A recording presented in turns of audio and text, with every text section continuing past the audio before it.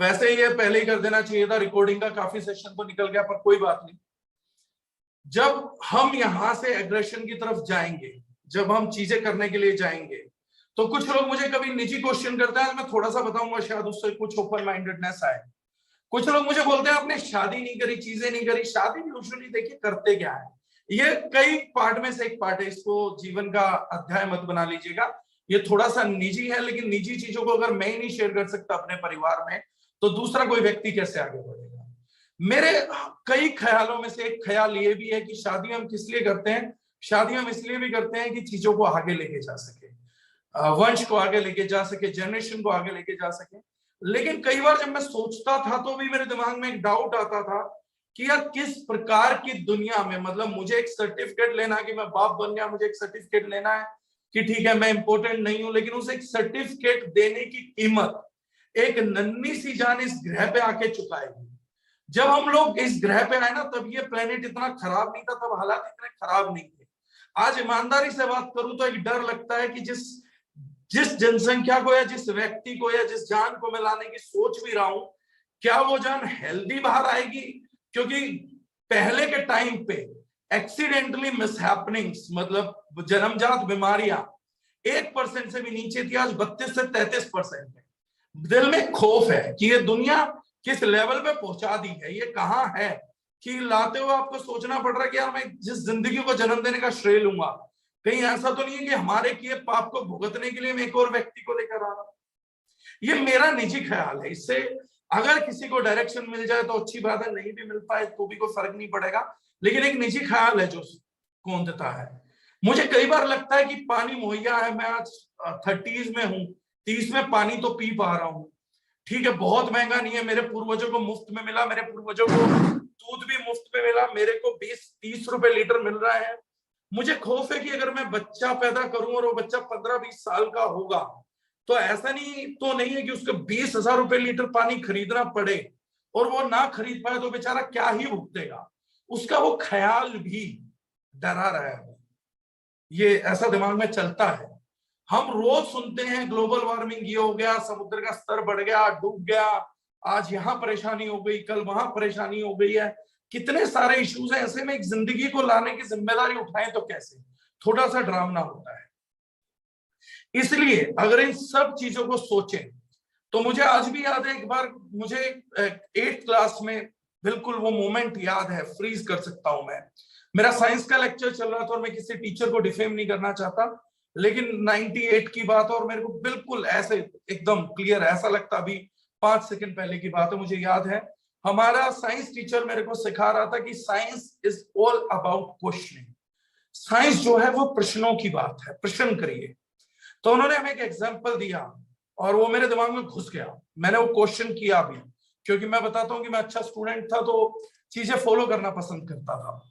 उन्होंने मुझे कहा कि अगर पेरेंट्स का इज्जत भी करना है, मैं इंग्लिश मीडियम स्कूल से था और लॉर्ड मैकले क्या पढ़ा सकते थे हमारे को, तो उन्होंने कहा कि अगर माँ बाप को क्वेश्चन है, माँ बाप बोलते हैं हमारी इज्जत करो, तो क्वेश्चन करिए उनको कि क्यों इज्जत करें। साइंस का जो जन्म है वो क्वेश्चन से होता है। लंबे टाइम तक ये प्रश्न मेरे जीवन में बने रहे, बहुत सारी चीजों को क्वेश्चन करा और आंसर नहीं कर पाए तो पथ भ्रष्ट भी हो गए। एक लंबे टाइम के बाद चीज समझ में आई तो मुझे पता लगा कि माँ बाप के पास ना लॉजिक्स नहीं थे। क्यों? क्योंकि हमारी पिछली कई पीढ़ियों ने संस्कार का नाम दे दीजिए, किसी भी चीज का नाम दे दीजिए, अपनी हेरिटेज को, अपने कल्चर को, जेन्युइनिटी को, अपने प्रिंसिपल्स को संस्कारों के नाम पे फॉरवर्ड करते चले। एक जनरेशन से दूसरी जनरेशन, दूसरे से तीसरी जनरेशन, जिन्होंने वो डेवलप की थी शायद वो जनरेशन 25-30 जनरेशन पीछे थी, उनको लॉजिक्स भी पता थे और उन्हें रीजंस भी पता थे कि ये क्यों करा। लेकिन हमारी जनरेशन तक आते आते वो फेलोशिप में आ गए, फॉलोवरशिप में आ गए, और उन्हें लॉजिक्स नहीं पता था, लेकिन उन्हें ये पता था कि ये सब ठीक है, ये कायदा है, ये कानून है, ये प्रिंसिपल है, ये उन्हें क्लियर पता था। हमारी जनरेशन के साथ एक और समस्या है, लॉजिक्स हमारे पास भी नहीं है और हमारे पास वो जेन्युइनिटी और वो हेरिटेज भी नहीं बची है। हमारे ऊपर रिस्पॉन्सिबिलिटी बहुत ज्यादा है, उसको निभाने के लिए हमारे को बिजनेस करना पड़ेगा। अगली जनरेशन को बचाना है तो बिजनेस करना पड़ेगा, हमारे को कुछ साल और ऑर्गेनिक भी मिला, कुछ साल पानी फ्री भी मिला, हम अगली जनरेशन को ये नहीं छोड़ पाएंगे। तो इस सबको बचाने के लिए दारुशनाइन के हर एसोसिएट को लवर की भूमिका से निकल के डूअर की भूमिका में आना पड़ेगा, एग्रेसिव बिजनेस करना पड़ेगा और बहुत सारा एग्रेशन दिखाना पड़ेगा। इस चीज को करने के लिए टेक्नोलॉजी में एक बड़ा चेंज हम लोगों ने अभी कर दिया है। इस चीज को करने के लिए इस महीने नवंबर में कंपनी अपना ऐप भी लॉन्च कर रही है। इसी महीने मंथ ऑफ अक्टूबर, एंड नहीं होगा उससे पहले हम लोग आपको एंड्रॉइड, आप कोशिश एप्पल की भी करेंगे, अदरवाइज अगले महीने, इस महीने हम आपको एंड्रॉइड ऐप भी दे देंगे, आप लोगों का एफिलिएट का लिंक भी दे देंगे, प्रोडक्ट्स के शायद एफिलिएट लिंक्स भी दे देंगे। उसके बाद चीजों को इजियर करने के लिए रेगुलरली अब से एग्रेशन दिखाते हुए, अब तक जो चीजें पर्दे के पीछे कर रहे थे और हम इंटरनल बता रहे थे, अब हम रेगुलर ट्रेनिंग्स के थ्रू एक्सपोज भी करेंगे। अब वो सारी क्लिनिकल स्टडी जिनको कोई क्वेश्चन मार्क नहीं कर सकता हार्मफुल केमिकल से रिलेटेड, वो सारी बुक्स हम लाइव वीडियोस आके रेगुलर इंटरवल्स पे प्रोडक्ट दर प्रोडक्ट, चीज दर चीज, ऑर्गेनिक दर ऑर्गेनिक, सर्टिफिकेट दर सर्टिफिकेट, कंप्लायंसेस दर कंप्लायंसेस, अब सब कुछ एक्सपोज होगा। अब किसी भी चीज में किसी भी व्यक्ति को किसी भी कीमत पे गलत चीज को प्रमोट करने के लिए कोई स्पेस दारुशनाइन एटलीस्ट अब नहीं देगी। अब रेगुलर हर चीज का एक्सपोजर चलेगा, हर चीज की क्लिनिकल स्टडीज, ट्रायल्स जब से अब हम लाइव करेंगे तो हम ऑन पेपर्स लेके बैठना स्टार्ट करेंगे। एक साल हमने लोगों को दे दिया, एक साल उन्हें हमें समझ लेना चाहिए था, हमें अपनी बेंच स्ट्रेंथ चाहिए थी, हमने अपनी बेंच स्ट्रेंथ पाली। ये सब एक प्लानिंग और एक बिजनेस स्ट्रेटेजी का हिस्सा था कि हमने कितनी बेंच स्ट्रेंथ के बाद ये मोर्चा खोलना है। ये ना कोई मजबूरी थी, ना ये कोई ठंडापना था, ना ये हमारा कैरेक्टर था, बस एक बेंच स्ट्रेंथ का इंतजार था। और 2022 ओपन होगा और हम एक बहुत ही डायनेमिक स्टेप्स के साथ 2022 को टोटली फुल्ली एग्रेशन के साथ सोशल मीडिया पे, बाकी सब चीजों पे बहुत लाउड एंड क्लियर मैसेजेस के थ्रू हिंदुस्तान के एक एक शिक्षित व्यक्ति को उतना शिक्षित करना चालू कर देंगे कि उस बिजनेस की चपेट में बाकी हर कंपनी का 2 दर्जे का घटिया क्वालिटी का प्रोडक्ट उधड़ने लगेगा। अब दारुशनाइन अपनी बात नहीं करेगी, third party scientist, third party doctors, बड़ी बड़ी हस्ती, बड़े बड़े इंस्टीट्यूट्स के क्लिनिकल रिसर्चेस चीजों को सामने रख के देन दारुशनाइन विल टॉक कि कैसे आज तक एक आम कंज्यूमर को लगभग हर इंडस्ट्री लूटती आ रही है। कुछ कंपनी जो हमारे कॉम्पिटिटर होने का दावा कर रही थी वो भी अब बैक फुट पे ऑटो मोड के अंदर जाएंगे। कंपैरिजन बहुत हो गया, टैबूइंग बहुत हो गई है, अब वक्त है रेत को फेस करने का डायरेक्टली 1-on-1। उन लोगों को लगा होगा शायद हम किसी डर में थे, शायद हम करना नहीं चाह रहे हैं, शायद हम चुपचाप ही चलाना चाह रहे हैं, वो सब एक बेंच स्ट्रेंथ की बात थी। बेंच स्ट्रेंथ अब हमारे पास है। अब मैसेज एक एक जाएगा तो पूरे देश में जाएगा और 2 से 3 महीने बाद हम उसको सुपर एग्रेसिव कर देंगे। हिंदुस्तान के घर घर तक, जन जन तक, कन कन तक हम प्रोडक्ट की वो एजुकेशन पहुंचा देंगे जो अब तक हमारे डीप लीडर्स को मिल रही है। डायरेक्ट लाइव सेशंस अब होंगे। अब तक हिडन सेशंस हुए दारुशनाइन ट्रेनिंग्स पे, हमने बात करी है बहुत ज्यादा, अभी हमने बातचीत करी है तो जूम मीटिंग्स में अपने लोगों से ज्यादा बात करी है, लेकिन अब ओपन मंच को भी अगले 3 महीने के बाद डायरेक्टली एड्रेस किया जाएगा। अब अपने रिजल्ट्स को भी हम डायरेक्टली एग्रेसिवली प्रमोट करने जा रहे हैं।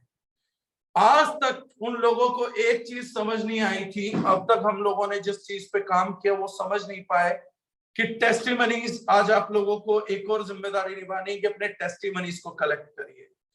दारुशनाइन के लिए को लोगों का कॉन्सेप्ट क्लियर करने के लिए मैं एक चीज बताता हूँ, एग्रेशन, जाना, बोल देना, दावे करना, ना हम लोगों का पुराना पैटर्न था, ना आज है, ना होगा। हम जब बात करेंगे तो स्ट्रेटेजी के साथ, प्लानिंग के साथ बात करेंगे।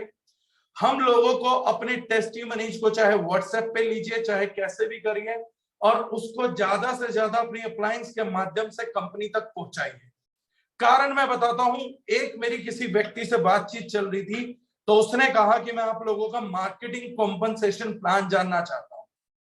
तो मैंने कहा सर जानना ही है तो हमारे प्रोजेक्ट को जानिए, हमारी प्रोडक्ट रेंज को जानिए, हमारी आइडियोलॉजी को जानिए। तो उस व्यक्ति ने कहा सर प्रोडक्ट वगैरह तो बाद में जान लेंगे। कि यही है 99% लोगों का, मंद बुद्धि लोगों का धर्म ही केवल एक है। मैं अब इस चीज को कई कॉन्सेप्ट से जोड़ के आपको क्लियर करूंगा। तो मैंने कहा उनको पूरा जानिए, देन कॉम्पनसेशन प्लान को भी जानिए। तो उस व्यक्ति ने कहा नहीं नहीं नहीं सर, एमएलएम मतलब कॉम्पनसेशन सर, खाली कॉम्पनसेशन। तो मैंने कहा सर मैं किसी बचाव में ये बात नहीं बोल रहा हूं। द रीजनिंग कॉम्पनसेशन प्लान आज भी अभी भी इंडस्ट्री का नंबर 1 कॉम्पनसेशन प्लान है, बेस्ट कॉम्पनसेशन कर रहा है। हम किसी बचाव में नहीं बोल रहे हैं, हम आपकी बेहतरी के लिए बात कर रहे हैं कि कॉन्सेप्ट को समझिए, हमारे प्रोजेक्ट को ओनरशिप लीजिए और चीजों को ढंग से करिए। ये मैंने उनको बोला। फिर मैंने उनको एक एग्जांपल दिया। मैंने कहा सर आप चाहते हैं कि एमएलएम से केवल कॉम्पनसेशन प्लान से पैसा आए। समझदार नेटवर्कर जानता है कि केवल कॉम्पनसेशन प्लान से पैसा नहीं आता। आपने एक अच्छे कॉम्पनसेशन प्लान में जुड़ गए, पैसा नहीं आएगा। अगर उस अच्छे कॉम्पनसेशन प्लान में बड़ा टर्नओवर ही ना हो तो पेमेंट्स आएंगे ही नहीं। मैंने उन्हें समझाया कि एग्जांपल समझिएगा सर, आप क्या कह रहे हैं कि मुझे अपनी बाल्टी का साइज दिखा दीजिए, मैं कुएं से जिस बाल्टी से पानी खींचूंगा उस बाल्टी के साइज के आधार पे मैं ये बता दूंगा कि इस प्यासे की प्यास मिट पाएगी या नहीं मिट पाएगी। तो मैंने उनको बोला कि सर बाल्टी के साइज से प्यास के मिटने का कोई लेना देना नहीं है। पहली शर्त यह है कि जिस कुएं में आप अपनी बाल्टी डालने जा रहे हैं उस कुएं में भी पानी की मौजूदगी होनी चाहिए, और उसमें भी ये डिसाइड करेगा कि पानी में, कुएं में पानी अभी कितना है और रेगुलरली सप्लाई है या नहीं है। क्योंकि आपका जो गांव बसेगा, जो शहर बसेगा, अब इसी कुएं के आजू बाजू बसेगा। अब कल आप नए कुएं का चुनाव नहीं कर सकते। और अगर आज इस कुएं में पानी की बाल्टी डाल के पानी निकल भी रहा है और अगर अगले 1 साल 2 साल 5 साल में ये कुआं अपना पानी खत्म कर बैठा तो फिर बाल्टी का साइज इससे 10 गुना भी रहेगा तो भी आपकी प्यास नहीं मिटेगी, आप आधे रास्ते भटक जाएंगे। तब तक आप अपना पूरा गांव और शहर और मोहल्ला जोड़ चुके होंगे, लेकिन सब प्यासे मर रहे हैं। यही कारण था जिसके कारण इंडस्ट्री का साइज बड़ा आज तक नहीं हो पाया था। अब इस फैक्ट्स को मैं कैसे बोलता हूं? सबसे बड़ी बात यह है कि कुएं में पानी होना चाहिए, इसका मतलब कंपनी के पास वो प्रोडक्ट रेंज होनी चाहिए जिसका टर्नओवर बनेगा। अगर कंपनी के पास 50,000, 1 लाख, 2 लाख, 5 लाख, 10 लाख करोड़ की मार्केट का प्रोडक्ट ही नहीं है, उसके कुएं के पानी के आकार का है ही नहीं, तो पानी बाल्टी कितने भी साइज की रही हो, जब कुएं में पानी ही नहीं है तो निकालेंगे कहां से? अगर प्रोडक्ट रेंज के बस की टर्नओवर करने की कैपेबिलिटी ही नहीं है तो आप टर्नओवर में से प्रॉफिट निकालोगे कैसे? प्रॉफिट टर्नओवर से निकलेगा, लेकिन टर्नओवर करने के लिए रेंज नहीं है। सेकेंडरी थिंग, कुएं में पानी खत्म हो गया, इसका क्या मतलब है?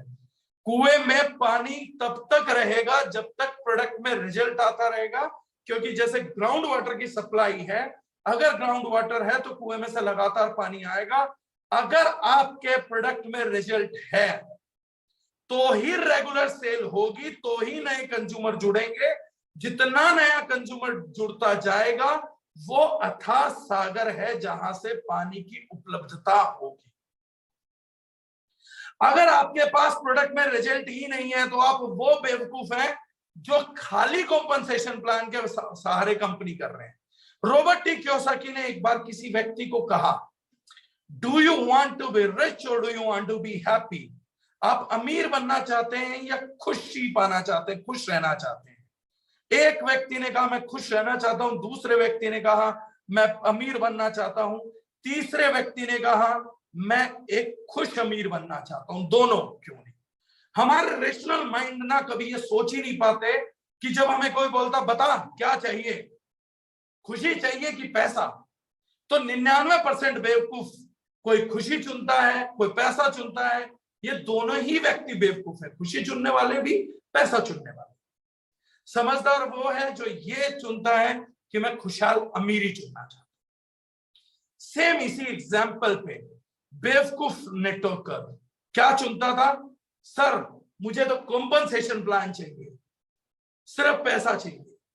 अरे मुझे ऐसा कॉम्पनसेशन प्लान चाहिए, ऐसी बाल्टी चाहिए जिसका साइज बढ़िया हो, मजबूत हो, वेट में कम हो, इजिली कुएं में डाली जा सके, ढेर सारा पानी निकाला जा सके। मैं एफर्ट करूं तो ऐसी बाल्टी भी चाहिए। साथ में मुझे ऐसा कुआं भी जरूर चाहिए जिसमें लगातार पानी बना रहे, और मुझे ऐसे प्रोडक्ट भी चाहिए जो मेरे साथ टीम बन के खुद को मल्टीप्लाई करे। मुझे ऐसी टीम भी चाहिए जो मेरे साथ ग्रो करे, और मुझे एक ऐसा कॉम्पनसेशन प्लान भी चाहिए कि जब प्रोडक्ट अपना काम करे, मेरी टीम अपना काम करे और मैं अपना काम करूं, और जब बड़ा टर्नओवर हो तो मैं बड़ी पेमेंट ले सकूं।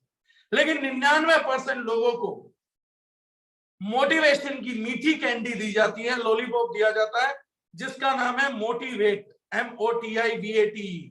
मोटिवेशन करना अच्छा है, लेकिन मोटिवेशन करना तब बहुत ही शानदार है जब किसी प्रोजेक्ट पे लोगों की भलाई के लिए मोटिवेट किया जा रहा हो।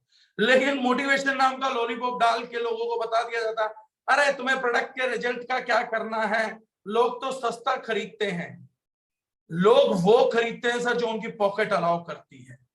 और सॉरी टू से, लेकिन जिस कदर सस्ते की कल्पना हम करते हैं, तो मैं बता दूं कि हिंदुस्तान में भी, हमारे देश में भी केवल 33% लोग ही बिलो पॉवर्टी लाइन है, और हिंदुस्तान के उन 33% लोगों के लिए गवर्नमेंट अच्छा सोचती है। बीपीएल परिवारों के लिए उनकी अपने विचार हैं। जो हमें काम करना है उसमें हमें यह मैंडेट करना पड़ेगा कि हम बाकी के 67% लोगों के लिए शानदार प्रोडक्ट मुहैया कराएं।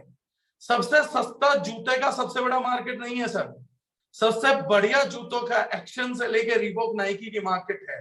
हम में से ध्यान दीजिएगा, आप में से इस समय भी जो व्यक्ति मेरे सामने बैठा हुआ है, वो सबसे सस्ता जूता नहीं पहन के बैठा, वो सबसे सस्ता बनियान नहीं पहन के बैठा, वो सबसे सस्ती शर्ट नहीं पहन के बैठा हुआ है, वो सबसे सस्ता फोन नहीं लेके बैठा हुआ मार्केट का, वो मुझे सबसे सस्ते मोबाइल पे नहीं सुन रहा है, सबसे सस्ती लीड लगा के नहीं सुन रहा है, सबसे सस्ते टीवी को नहीं देख रहा है, सबसे सस्ते पंखे के नीचे नहीं बैठा हुआ है।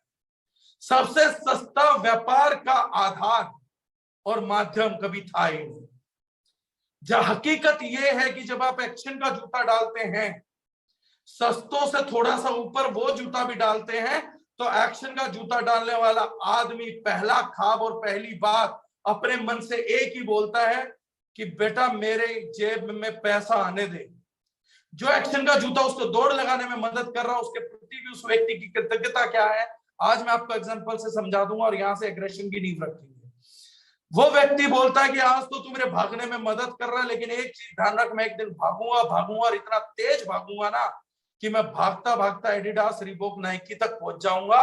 और इस भागने में शुरुआत का योगदान तो तेरा होगा, लेकिन बेटा एक दिन जिस दिन मेरी जेब में पैसा होगा, पहली गारंटी ये है कि एक्शन का जूता तो मैं अपने नौकर को भी नहीं पहनने दूंगा। I want to be that rich कि मेरा नौकर भी नाइकी पहनेगा। सोच के देखिए कि एक आदमी के सफर की शुरुआत एक्शन ने करी, लेकिन आदमी का ख्वाब क्या है कि एक दिन इतना पैसा कमाना है कि मेरा नौकर भी नाइकी पहनेगा। हम उस देश में हैं तो वहां पे सबसे सस्ते का कॉन्सेप्ट एक्चुअली में कभी वर्क ही नहीं किया गया। ये मोटिवेशन का एक मीठा लॉलीपॉप था जो चलता था। कॉन्सेप्ट जिंदगी में जो कामयाब हुआ है 100%, वो होता है मोस्ट इकोनॉमिकल का। पहले सुपर क्वालिटी दीजिए और उस सुपर क्वालिटी का सबसे बेहतरीन प्राइस दीजिए।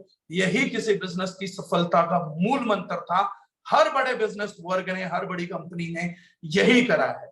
बल्कि कुछ कंपनीज तो वो भी कामयाब रही जिन्होंने केवल क्वालिटी दे दी, सस्ता नहीं भी दिया, तो भी वो वर्ल्ड के नंबर 1, नंबर 2 कंपनी बने। लेकिन आज तक कभी भी वर्ल्ड की पहली 10 कुर्सियों पे वो कंपनी नहीं बैठी। आज अपने आप से सवाल करिएगा, जो उस कैटेगरी का सबसे सस्ता माल बेचती हो, अपनी इंडस्ट्री के पहले 100 नामों में भी वो नाम नहीं मिलेगा जो अपनी इंडस्ट्री का सबसे सस्ता चीज बेच के पैदा। हमेशा मिलेगा तो हमें वो मिलेगा जो अपनी कंपनी का, अपनी इंडस्ट्री का बेहतरीन सही दाम पे बेच के या महंगा बेच के सबसे क्वालिटी का प्रोडक्ट लेके आओ। तो आज अगर हम अपने डिस्ट्रीब्यूटर्स को अमीर बनाने का ख्वाब दिखा रहे हैं, तो हमें यह भी तो इंश्योर करना पड़ेगा कि जो प्रोडक्ट जिस इंडस्ट्री में है वहां पे हम टॉप पे बैठे।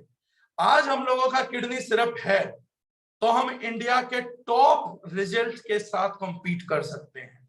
बहुत इकोनॉमिकल प्राइस पे हम किडनी स्टोन को कंपीट कर सकते हैं, हम एंटी एजिंग सॉल्यूशन में कंपीट कर सकते हैं, हम लिवर सिरप में कंपीट करने की हालत में है, हम बाकी प्रोडक्ट्स में, एंटी एजिंग में, अंडर आई जेल में, इन सब चीजों में हम वर्ल्ड की टॉप फर्म्स को कंपीट कर सकते हैं। यह हमारे लिए सबसे बड़ी बात है। अब इस एग्रेशन का मतलब क्या होगा? दारुशनाइन ने आपको कुआं भी मुहैया कराया, बाल्टी भी अच्छी दी।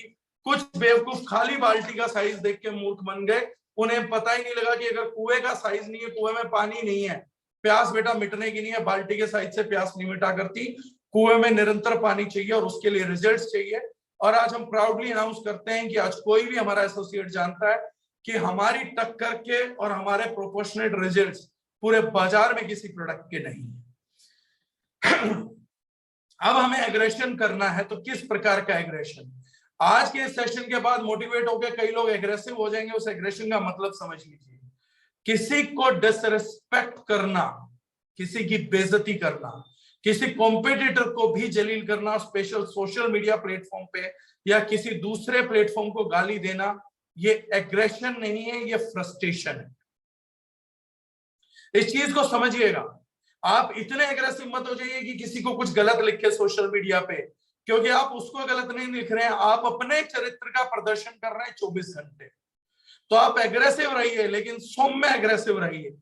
ऐसा एग्रेशन नहीं दिखाना है कि फ्रस्ट्रेशन दिखने लग जाए। हमको बेईमानी नहीं करनी है, हमको ईमानदार बनना है, हमको पेशेंस लूज नहीं करनी है, हमें धैर्यवान रहते हुए एग्रेशन करना है। जब आदमी एग्रेसिव हो जाता है ना, तो वो क्या करता, 3 महीने में चेक चाहिए, 6 महीने में मेरे को लाखपति बनना है, 1 साल में मेरे को 10 लाख कमाने हैं। ये एग्रेशन नहीं है, ये भी एक टाइप का फ्रस्ट्रेशन है। This is not aggression. मतलब आप प्रैक्टिकल बात नहीं कर रहे हैं और बड़ी बातें कर रहे हैं, आप तार्किक बात नहीं करके बड़ी बातें कर रहे हैं, तो ये साइन है फ्रस्ट्रेशन का, ना कि एग्रेशन का। आवाज ऊंची करके किसी से बात नहीं करनी है, झूठे क्लेम नहीं कर रहे हैं, बड़े बड़े दावे नहीं कर रहे हैं जैसे बाकी कंपनीज कर रही हैं। वो सोच के ये दिखा रही है कि हम एग्रेसिव हैं, लेकिन वो एक्चुअली फ्रस्ट्रेटेड है। तो डिसऑनेस्टी, डिसरिस्पेक्ट, पेशेंस लूज करना, एंगर, गुस्से में आ जाना, फॉल्स क्लेम्स करना, ये सब एग्रेशन नहीं शो करेगा, ये फ्रस्ट्रेशन शो कर देगा। तो एक विनम्र एग्रेशन चाहिए होगा यहां से। तो एग्रेसिव जब दिखे, अप्रोच जब हो, तो वो अप्रोच सिंपल रखनी पड़ेगी। आप हर जगह अपने चरित्र का प्रदर्शन कर रहे हो, जब भी आप अपने चरित्र का प्रदर्शन करें तो हमेशा श्रेष्ठतम और उत्तम करिएगा। हल्का प्रदर्शन मत करिए अपने किरदार का। आपने अपने चरित्र का प्रदर्शन हल्का करा, आपका बिजनेस हल्का हो जाएगा, मोमेंटम हल्का हो जाएगा। अब बात करेंगे बिना पैसे के बिजनेस बूस्ट करने की। अब मैं आता हूं एग्जैक्ट कॉन्सेप्ट पे। छोटी छोटी चीजें मैं कई बताऊंगा, फेस वैल्यू के बारे में भी थोड़ी सी बात करूंगा। अब लास्ट के 15-20 मिनट रह गए हैं, बड़े इंपॉर्टेंट। हम एग्रेसिव जाएंगे तो उसके लिए हमने कॉन्सेप्ट बनाया था 200 बिजनेस हब्स का, कि हम अपने बिजनेस हब्स डेवलप करेंगे। जैसे हमने दिल्ली में एक बिजनेस हब डेवलप किया, मेरठ में हम बिजनेस हब डेवलप कर रहे हैं, रोहतक एक अच्छा बिजनेस हब हम डेवलप करने जा रहे हैं, अलीगढ़ से विनोद जी ने शुरुआत करी है। बिजनेस हब का हमारा कॉन्सेप्ट क्या था? हर एक शहर के अंदर एक 50 से लेके 100-150 की गैदरिंग का एक हॉल, सब लोग मिलके जो भी उस एरिया की लीडरशिप है, अपने बिजनेस को डेवलप करने के लिए बहुत छोटे अमाउंट्स को आपस में मिला के एक हॉल ले लिया जाए, जहां पे एक मार्ट भी हो, जहां पे हम हर वीकली मीटिंग करके अपना वेन्यू चला सके। अब इस कॉन्सेप्ट को ध्यान से समझिएगा। जिसको बड़ा व्यापार करना है, जिसको छोटा व्यापार करना, उसके लिए कॉन्सेप्ट नहीं है। हम बड़ा व्यापार कर सकें, इसलिए हर एक जगह पे बिजनेस हब खोलने की, जहां जो मजबूत लीडरशिप है, जो प्रोडक्ट एक्सप्लेन कर सकती है, कॉन्सेप्ट एक्सप्लेन कर सकती है। सरल तो बिजनेस एबीसीडी, व्यक्ति को बता के प्रोडक्ट दे के ज्वाइन कराना है। जब वो बोलता है कि नहीं तुम्हारा प्रोडक्ट तो अच्छा, मैं काम कर सकता हूं, तो उसको हर हफ्ते एक मीटिंग में लेके जाना है। मीटिंग में उसको कॉन्सेप्ट क्लियर किया जाएगा, उस कॉन्सेप्ट की क्लैरिटी से वो मल्टीप्लाई करना स्टार्ट करेगा, वो भी दूसरे लोगों को रेफर करना स्टार्ट करेगा। सिंपल सा कॉन्सेप्ट, लेकिन इसके लिए जरूरत पड़ती है एक मीडियम की, एक माध्यम की, एक बिजनेस हब की, जहां पर हर वीक हम जो काम कर रहे हैं वो लोग इकट्ठे हो सके। एक एरिया में 25 से 30 लोगों को ज्वाइन करवा, उस एरिया में एक बिजनेस हब डाल दिया, जहां हर वीक हम अपने कॉन्सेप्ट के, अपने प्रोडक्ट्स की डेमोन्स्ट्रेशन कर सकें, प्रोडक्ट ट्रेनिंग कर सके, बात कर सके, मल्टीप्लिकेशन ऑटोमेटिकली हो। हर वीक में मीटिंग हो रही है, लोग मिल रहे हैं और टीम बढ़ रही है, तो मल्टीप्लिकेशन ऑटोमेटिकली होगी। अगर ज्यादा कैलकुलेशन कंपटीशंस लगाएंगे तो फंस जाएंगे। और जब तक हम एक बिजनेस हब खड़ा नहीं करते हैं अपने शहर में, अपने एरिया में, जब तक हम अपनी टेरिटरी को मार्क नहीं करते हैं, तब तक बड़ा बिजनेस निकलेगा भी नहीं। इस बिजनेस हब में हम चाहें तो आज तक नेटवर्करों ने लाखों की टीम पैदा करी है सर। जो पुराने नेटवर्कर हैं और जो नए बच्चे हैं, मुझे प्लीज ध्यान दीजिएगा, आप सुनिएगा। हम लोगों ने लाखों लाख रुपए बचाया है, लेकिन लाखों लाख रुपए परिवार को नहीं बचवा पाए, सेविंग नहीं कर पाए, उनसे एसेट खड़ी नहीं कर पाए। टीमों में डेवलप करने में ही डेवलपमेंट फंड के तौर पे वो ज्यादातर पैसा निकल गया। क्यों निकला? क्योंकि कोई भी पौधा कहीं लगाया, हर जगह डेवलप करने के लिए हमने निजी जिम्मेदारी ली। मैंने एक टीम खोली भोपाल में, मैं जाऊंगा। मैंने एक खोली लखीमपुर में, मैं जाऊंगा। मैंने खोल दी जम्मू कश्मीर में, मैं जाऊंगा। मैंने एक बंदा ज्वाइन करा दिया आसाम से, तो मैं जा रहा हूँ। गुवाहाटी मैं जा रहा हूँ, बेंगलोर मैं जा रहा हूँ, मुंबई मैं जा रहा हूँ। हर नेटवर्कर पूरे इंडिया में नेटवर्क चलाना चाहता है, एक एक पौधा सब जगह लगा देता है, और एक पौधे का पालन पोषण करने में जो पिछले पौधों से फ्रूट्स आ रहे होते हैं, वो भी हमारे खर्च होने चालू हो जाते हैं। अगर हम लोगों को आगे बढ़ना है तो हमें परिवारवाद अपनाना पड़ेगा। एक छोटी सी कहानी सुनाता हूं। एक दिन एक टीचर बड़े सारी लकड़ियां लेके पहुंचे, और जब वो लकड़ियां लेकर पहुंच गए तो सब बच्चों को दिया और बोला एक एक करके लकड़ी तोड़ दो। ध्यान से सुनिएगा, बिल्कुल नई कहानी है, किसी ने नहीं सुनी होगी। उन्होंने कहा ये लो, एक एक लकड़ी लीजिए और एक एक लकड़ी लेके तोड़ दीजिए। सभी छोटे बच्चों ने एक एक लकड़ी तोड़ दी। उस मास्टर जी ने गट्ठा दिया और झुंड बना दिया, 10 12 15 लकड़ी साथ में बांध दी। उनको एक धागे से, मजबूत से लकड़ियों को एक करके बांध दिया, और अब उन बच्चों को बोला तो वो लकड़ियां नहीं तोड़ पाए। मास्टर जी ने ज्ञान दिया कि एकता में शक्ति होती है। ये बिल्कुल नई कहानी है, और बहुत सारे बेवकूफ बोल रहे होंगे कि ये कहानी तो हमने पहले सुनी थी। अगर आपने कहानी पहले सुनी है तो फिर भूल क्यों गए? एकता में शक्ति होती है। विश्वास नहीं है इस बात पे, या इस एग्जाम्पल के बाद भी जिसको दूसरी क्लास के बच्चे समझ लेते हैं, हम अभी भी समझना नहीं चाह रहे। हम अभी भी कोई नई शिक्षा, कोई नया आधार चाहते हैं। एकता में शक्ति होती है, परिवारवाद चाहिए, एकजुट होना पड़ेगा। कैसी विडंबना है कि आपकी अपलाइन को, आपकी टीम के बारे में कोई बाहर का बंदा बोल देता है कि यार मैंने तेरी अपलाइन के बारे में ऐसे सुना, और आप अपनी अपलाइन की बुराई कर देते हैं, या अपनी टीम के अपने बच्चों की बुराई कर देते हैं, और आप सोच रहे एक बार बाहर वाला अंदर आए। अरे वो कभी भी अंदर नहीं आएगा आपके साथ। उसे पता है कि जो इसके साथ है ये उन्हीं का सगा नहीं है, किसी का क्या सगा होगा। अगर आप किसी बाहर वाले व्यक्ति के साथ परिवार नहीं दिखा रहे, मेरे ताऊजी हम एक बात बोलते थे, हम घर में जॉइंट फैमिली में थे, 5 भाई थे, तो मेरे ताऊजी बोलते थे घर पे आके एक दूसरे का सर फोड़ दीजिए, गोली भी मार दोगे तो चलेगा, लेकिन पांचों भाई जब गली में निकलो तो एक दूसरे का हाथ पकड़ के निकलना। मैं आज तक वो बात नहीं भूल पाया, और हम भाइयों ने इसको दिल से फॉलो भी किया और उसके रिजल्ट भी मिले।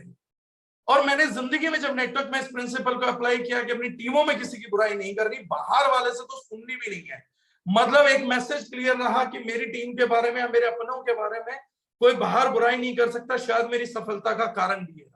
लेकिन 99% लोग तो आज आपस में ही बुराइयां करने में लगे हुए हैं, और फिर लकड़ी एक तोड़ दी और झुंड नहीं टूटेगा, ये कहानी अपने बच्चों को भी सुनाते हैं। बेवकूफी है। अगर आपको अपने लिए पैसा बचाना है तो समझिए आपको करना क्या है। दिल्ली शहर में कोई भी व्यक्ति बिजनेस हब चला रहा है, दिल्ली की टीम बिजनेस हब चला रही है, तो दिल्ली की टीम सबको आमंत्रित करती है कि किसी भी व्यक्ति का, कोई भी व्यक्ति दिल्ली में हो तो ज्वाइन कराइए दिल्ली के व्यक्ति को, और दिल्ली के हर वीक के सिस्टम में पहुंचा दीजिए। आपके लगाए हुए पौधे को खाद पानी दिल्ली टीम के वेन्यू से मिलेगा। कोई फर्क नहीं पड़ता है कि सामने वाली कुर्सी पे बैठा हुआ व्यक्ति किस टीम से है, किस अपलाइन से है और कैसे सुन रहा है। उसको वहां पे पूर्णतः पूरी ईमानदारी से खाद पानी दिया जाएगा, और उस पौधे को स्थानांतरित भी नहीं करा जाएगा। ये पहली भूमिका है, ये बड़ी क्रूशियल भूमिका है। दिल्ली में हमने इसकी नींव रखी थी, वहीं पे मार्ट था, बच्चे डेवलप कर रहे हैं, छोटे छोटे बच्चे जिनमें बचपना नहीं है, उम्र कम है, बच्चे हैं नेटवर्क के, लेकिन बचपना नहीं है। मैं कुछ ऐसों से भी मिलता हूं जिनकी उम्र बहुत हो गई, तजुर्बा बहुत हो गया, और इतना तजुर्बा हो गया कि बचपना इतना ज्यादा आ गया और मैच्योरिटी गायब हो गई, लेकिन वहीं पे दिल्ली के बच्चों ने किया, परिवारवाद बसाया हमने। मुझे कई लोगों ने कहा कि दिल्ली टीम इतनी ग्रोथ कैसे कर रही है, आप कुछ बताइए, सीक्रेट बताइए। तो मैंने कहा उन बच्चों में परिवारवाद है, वो एक दूसरे के सगे हैं, आप उनको एक दूसरे के खिलाफ नहीं बोल सकते, आप उनके अंदर एक सामंजस्य देखेंगे, अपनापन देखेंगे। आज मैं लाइव एक एग्जांपल आप लोगों को बता रहा हूं। जब हमने हयात किया तकरीबन 200-250 लोग हयात के बाद उन्होंने स्टे बैक किया था सर। अगले दिन वो लोग दिल्ली ऑफिस विजिट करने के लिए आए, और जब दिल्ली ऑफिस विजिट करने के लिए आए तो बहुत से लोगों को वहां पर 250 के आसपास लोगों को दिल्ली के बच्चों ने खाना खिलाया अपनी पॉकेट से। हर बंदे को बुला बुला के लंच करवाया। ज्यादातर लोगों को ये लगा कि वो शायद कंपनी ने फैसिलिटेट किया, दारुशनाई ने फैसिलिटेट किया है, लेकिन आज मैं लाइव आप लोगों को बता रहा हूं कि वो सारा फैसिलिटेशन केवल दिल्ली के 15-20 यंगस्टर्स की टीम ने किया था। चाहे वो खरीद के लाए, चाहे घर से बनवा के लाए, लेकिन जितना लंच आप लोगों ने किया, जो ऋणी आप रहे वो उनके रहे। और उसका एक बड़ा सिंपल सा कारण था, उन लोगों ने कहा कि आज हमारे परिवार के सदस्य पूरे इंडिया से हमारे शहर में आए हुए हैं, यहाँ पर ये कहाँ खाना ढूंढेंगे, कैसे खाना ढूंढेंगे, तकलीफ होगी, तो ये हमारे शहर में हमारा परिवार आया हुआ था। तो एक परिवारवाद की जिम्मेदारी उन लोगों ने निभाई और छोटे छोटे बच्चों ने निभाई। तो वो परिवारवाद का एक एग्जाम्पल था। लेकिन इस परिवारवाद को करने के लिए दिल्ली टीमों को जब हमने वेन्यू स्टार्ट किया तो पहली एक इंस्ट्रक्शन दी थी कि पूरी ईमानदारी से पूरा कॉन्सेप्ट, पूरी चीजें एक्सप्लेन की जाएंगी। अब मैं लास्ट में क्रक्स पे आ रहा हूं, ये मीटिंग क्यों रखी थी।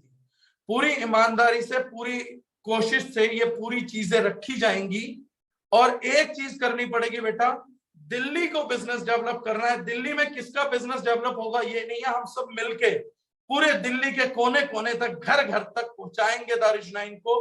कोई हमें कहीं जोड़ के दे दे, हम सबको मल्टीप्लाई करेंगे। हमारा केंद्र, हमारा सेंटर दिल्ली रहेगा, ना कि आती हुई एक दूसरे की टीम रहेगी। इस विश्वास के साथ वीडियो बना बना के हमने सबको मैसेज दिया कि अगर दिल्ली को संडे के इवेंट में किसी को भेजना तो भेजिए। पहली बिजनेस हब थी जब बाहर के बैठे हुए आदमी, 2 व्यक्ति दिल्ली में जोड़ रहे हैं, 1 रुपए का भी खर्चा नहीं कर रहे हैं, लेकिन यहां से बिजनेस ले रहे हैं, उस पर एक्सपेंस नहीं हो रहा।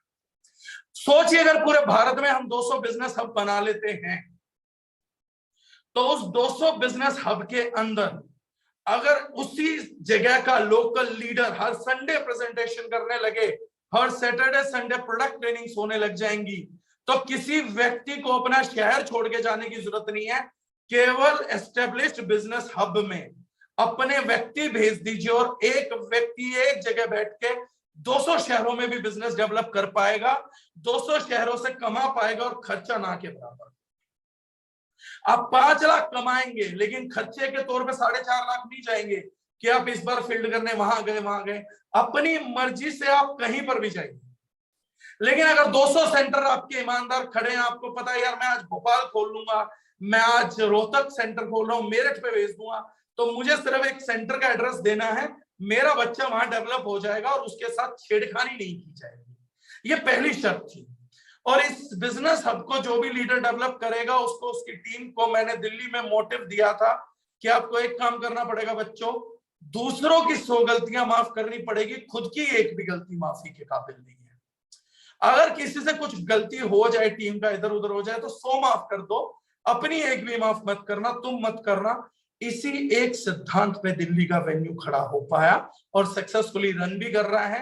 30 लोगों से खड़ा वेन्यू 2 महीने के अंदर 200-250 की गैदरिंग पे हर हफ्ते पहुंचने लग गया। सोचिए अगर हर शहर, 200 शहर हम डेवलप कर दें। आज दारुशनाइन की बेंच स्ट्रेंथ में कम से कम 100 परिपक्व मैच्योर्ड लीडर हैं, और 100 परिपक्व मैच्योर्ड लीडर अगर अपने अपने शहर को ईमानदारी से डेवलप करें, सर आप एक शहर डेवलप करेंगे, बाकी 199 लीडर सर आपके लिए 199 शहर डेवलप करेंगे। आप ईमानदारी के साथ अपने शहर में अपने भाइयों को, अपने परिवार को ये सुरक्षा दीजिए कि मैं आपके लोगों के साथ कोई छेड़खानी नहीं होने दूंगा, और हम ईमानदारी के साथ 1 बाय 1 सेंटर डेवलप करेंगे सर। एक आदमी कल को दारिश नाइन में केवल एक वजह से जुड़ जाएगा कि दारिश नाइन में जाते ही आप एक दिन में 200 शहरों में ज्वाइनिंग उठा के दे दोगे तो आपका नेटवर्क 3 से 6 महीने में 5 से 6 लाख के चेक पे पहुंच जाएगा। हमें अपनी लीडरशिप नहीं सर, हमें अपना वेन्यू खड़ा करना है जिस वेन्यू को पूरी दारिश नाइन यूज कर सके, मेरा पूरा परिवार यूज कर सके, मेरा हर व्यक्ति यूज कर सके, ताकि मैं अपने शहर में कहीं ना आने जाने के छोटे से खर्चे पे अपने शहर का वेन्यू खड़ा कर दूंगा। हर एक लीडर अपने अपने शहर के वेन्यू खड़े करने लग गया तो हर लीडर की पॉकेट में पैसा बचेगा भी, चलेगा भी, कमाएंगे भी और समाज नाज भी करेगा। लेकिन जब तक हम ये कर पाने में कामयाब नहीं होंगे, हम अगर कमा भी लेंगे तो उससे ज्यादा पैसा टीमों पे लगा देंगे और हमें ये समझनी पड़ेगी दारिश नाइन एक परिवार ऐसे ही नहीं है, हमें परिवारवाद की सोच को पैदा करना पड़ेगा। अब इसमें एक चीज अच्छी है सर, इस लास्ट कंक्लूड कर रहा हूं मैं बिजनेस हब के टॉपिक को, और सीरियस बात करेंगे। इस चीज के लिए मैं अभी आया था, ये सारी बातें इस चीज के कंक्लूजन के लिए हुई है, इस परिवारवाद की भूमिका को जन्म देने के लिए। और मैं इस परिवार के लिए बहुत सीरियस हूं और मैं चाहता हूं हर दारिश नाइन व्यक्ति सीरियस रहे। इस परिवारवाद की भूमिका को, इस विचार को अगर कोई चीज चोट पहुंचा सकती है तो वो एकमात्र चीज है क्रॉस स्पॉन्सरिंग, यानी दारिश नाइन टीम के ही किसी के व्यक्ति को कहीं पर और जोड़ देना, कुछ लालच देके, कुछ बहका के, कुछ करके, कहीं ना कहीं एक व्यक्ति किसी के साथ काम स्टार्ट कर गया और आपके मन में कोई बुरा विचार आया और आपने उस व्यक्ति को कुछ ना कुछ कैसे भी करके अपने साथ स्टार्ट करा लिया। यह मुद्दा आज मैं क्यों ले रहा हूं, क्योंकि एक दो केसेस ऐसे आ गए थे जिनका टर्मिनेशन कल या परसों वेबसाइट पे दिख जाएगा। जिन लोगों ने किया था तो they are getting terminated from the company. Cross sponsoring को लेके दारिश नाइन अपने हर मुद्दे में सबसे सीरियस है। आज इस पे आने का विचार भी मेरा लाइव ये था कि मैं एक मैसेज आप लोगों को क्लियर कर देना चाहता हूं। दारिश नाइन में शायद हम सैकड़ों गलतियां आपकी माफ कर देंगे, लेकिन गलती से भी अगर क्रॉस स्पॉन्सरिंग किसी ने करी और कोई भी उसमें इंडल्ज पाया गया, किसी भी कद का हो, किसी भी पद का हो, किसी की शय पे हो, किसी भी विचार से हो, किसी भी तरीके से हो, वो बचेगा नहीं। अगर आपके दिमाग में कहीं से भी कुछ भी गलती से भी कैसा भी विचार है इस बारे में, उस विचार को तुरंत 100% शिद्दत के साथ तुरंत त्याग दीजिए।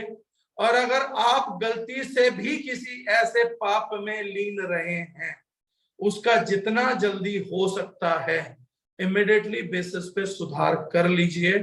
किसी भी हालत में ये चीज माफ नहीं की जाएगी। ये दारिश नाइन इसको अक्षम्य अपराध के तौर पे देखती है। ये गलती नहीं है, ये अपराध है और ये अक्षम्य अपराध है। मतलब एक सेकंड के लिए भी ये थॉट मत लेके आइएगा कि मेरा कोई कद है, मेरा पद है, मैं कर सकता हूं। किसी को भी इजाजत किसी भी कीमत पर नहीं दी जाएगी। आपने प्रोस्पेक्टिंग की है, एक आदमी की बात 100 से चल रही है, उसको हम नहीं बोलते, लेकिन अगर एक बार आईडी लग गई तो वो आईडी लग गई। और दारिश नाइन परिवार में से ही किसी व्यक्ति ने अगर परिवार के व्यक्ति के साथ छेड़खानी करी तो वो छोड़ा नहीं जाएगा। और क्रॉस स्पॉन्सरिंग को सुनिश्चित करने के लिए पहली बार डायरेक्ट सेलिंग के इतिहास में हम एक टेक्निकल स्टेप भी उठाने वाले हैं। एक हफ्ते के अंदर दारिश नाइन अपनी वेबसाइट पर एक ऑप्शन लेके आ रही है, सर्टिफाई योरसेल्फ। कोई भी व्यक्ति जो अपनी केवाईसी दे चुका है, परचेज कर चुका है, वो अब से अपने आप को सर्टिफाई कराएगा। और आप जिस व्यक्ति को लेके आ रहे हैं, आप उसको बोलेंगे कि आप सर्टिफाई करिए और वो उस व्यक्ति के रजिस्टर्ड मोबाइल से होगा। उसके रजिस्टर्ड मोबाइल पे कंपनी की तरफ से एक ओटीपी भेजा जाएगा। उसको वो ओटीपी दर्ज कराना पड़ेगा अपनी साइट पे, और ये पुराने सभी जुड़े हुए लोगों को भी दोबारा से करना पड़ेगा। आपको अपने आप को सर्टिफाई करना पड़ेगा और अपनी टीम को भी सर्टिफाई करवाइएगा। एक बार वो ओटीपी अगर किसी ने डाल दिया और वो मोबाइल नंबर का प्रूफ हम लेंगे जब भी ऐसा कुछ केस होगा कि ये मोबाइल नंबर इसी व्यक्ति का था, वो परमानेंटली कंपनी के लॉग में आ जाएगा कि कौन सा नंबर सर्टिफाई किया गया था, उसका बिल उस व्यक्ति के नाम पे होना चाहिए।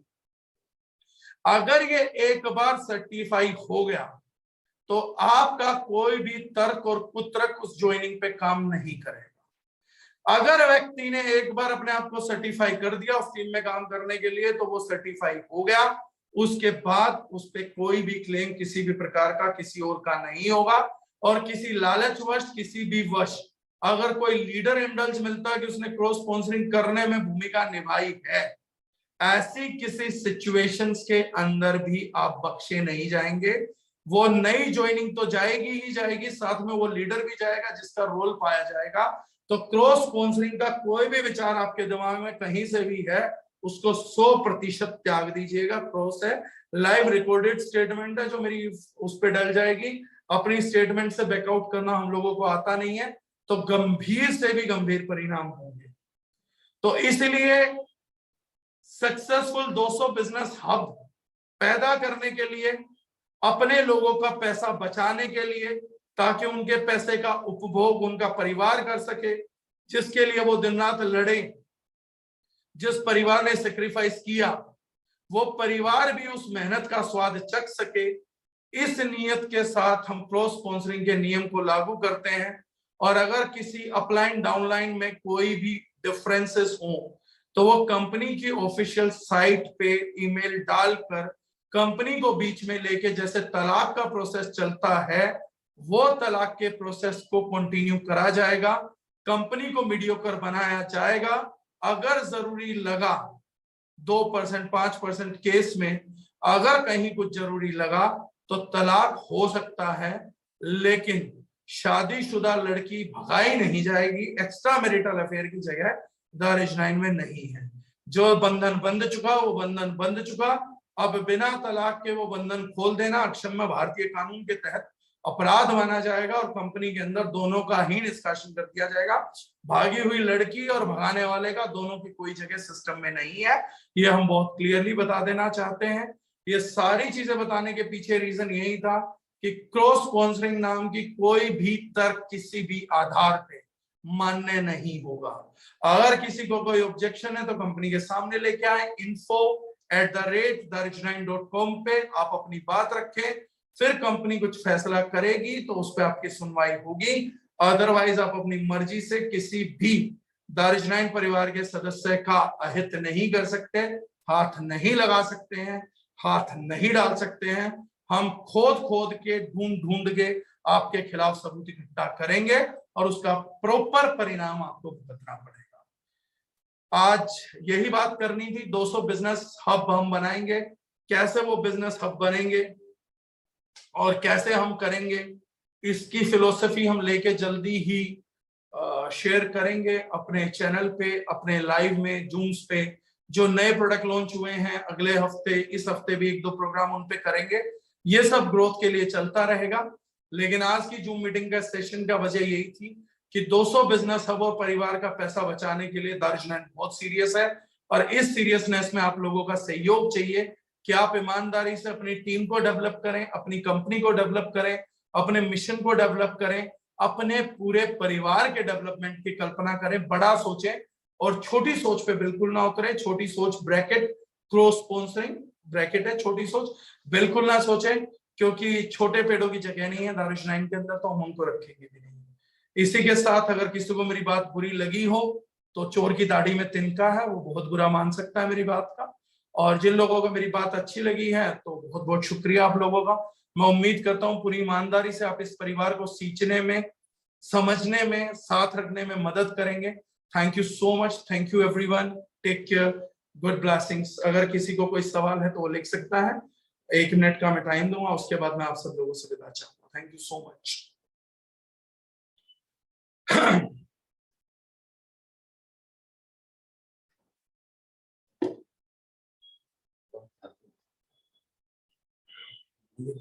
सब देख रहे हैं सर, आप मेरे पीछे ही आ रहा हूं। चलिए सब लोग थैंक यू बोल रहे हैं, मेरे पास बोलने को और कुछ नहीं है। Thank you so much. जल्दी मिलते हैं इसी हफ्ते में 2-3 प्रोडक्ट की ट्रेनिंग के साथ। Thank you, take care everyone. जाने दो आवाज को, हम कौन सा गलत